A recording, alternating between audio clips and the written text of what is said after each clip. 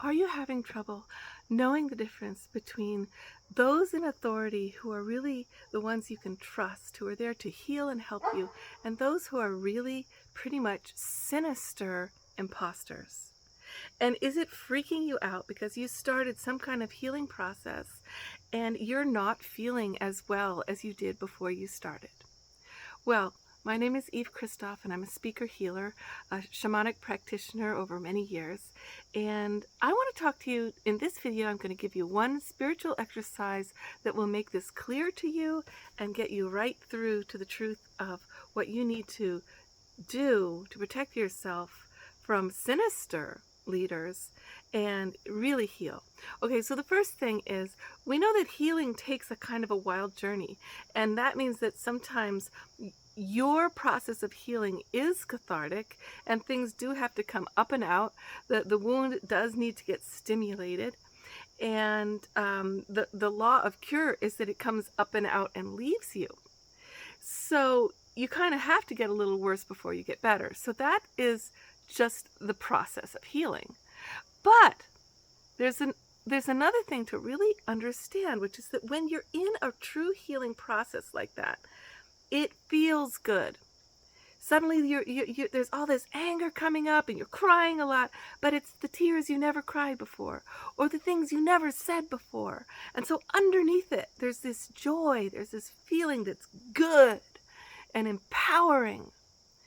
But if you've gone into therapy or to a doctor or to a healer, a minister, people in these positions of power and mentorship, and you were feeling pretty good and pretty excited about life and yourself, and you were like, I'm ready to take on my healing journey, and you start to feel more and more weak, more lonely, more disconnected, more numb, more frightened, paranoid, having sinister nightmare dreams.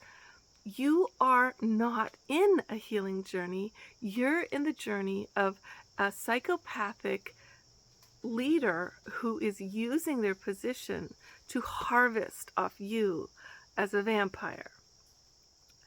And I'm using dramatic language because you need that right now, because you want to follow your intuition. And it's very likely that your minister or your therapist or your psychiatrist has gotten into this thing where trying to convince you not to trust yourself. And as soon as they're doing that, the whole healing voyage is to learn to trust your heart, your own intuition, the feminine side of you that has been in exile for thousands of years for all of us. If once again the person in leadership is trying to disenfranchise your intuition and your heart knowing and your sense of goodness, then you are in real danger. So here's a spiritual exercise that a friend of mine used. But first I have to tell you what happened. She was going to therapy with a psychiatrist in our town, our very town here, who was a very sinister man.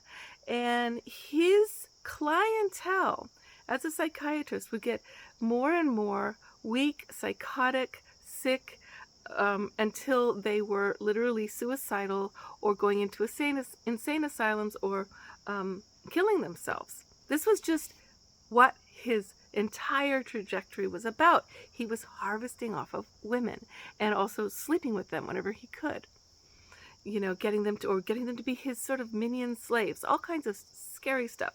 So my friend has her daughter and her both have started in with this psychiatrist, and he's convincing them both that they are fragmented and that they are suicidal already when neither of them are. But the young daughter, she's very impressionable. She's like, am I?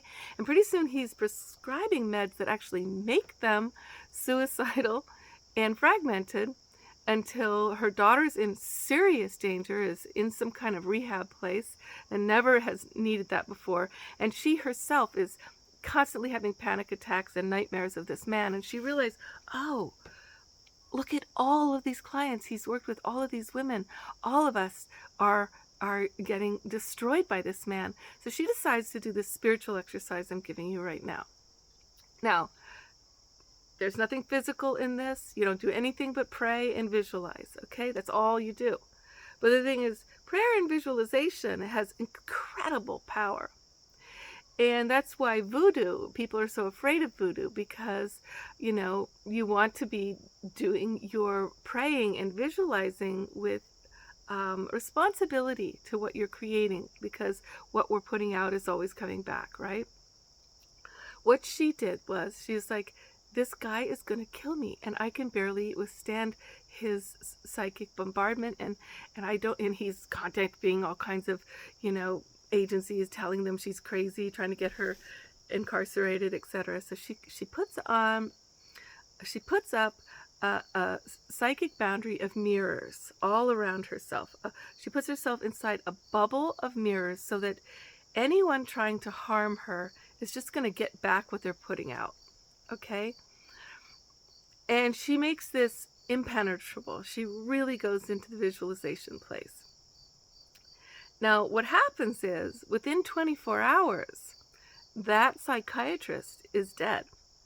Now, she didn't kill him. She didn't do anything to him. She did nothing but pray, put a bubble around herself of protection.